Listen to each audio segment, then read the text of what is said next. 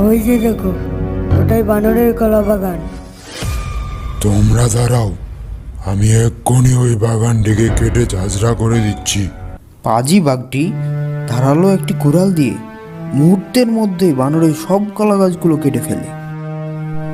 চলো, এবার টুনির পালা। ভোরে যখন টুনি খাবার গ্রহণের জন্য বাচ্চাদের নিয়ে বাইরে যায়, তখন তারা এসে একটি লম্বা বাঁশ দিয়ে টুনির বাসাটি ভেঙে ফেলে। আজকে আমি অনেক খুশি। বানর আর টুনির আজকে উচিত শিক্ষা হয়েছে। হ্যাঁ, টুনি আর বানরের মুখ আজ দেখার মতো হবে। তাদের উপর প্রতিশোধ নিতে পেরে আজ আমি অনেক শান্তি পেলাম। টুনি ফিরে এসে দেখে তার বাসাটি ছিন্নভিন্ন হয়ে নিচে পড়ে আছে।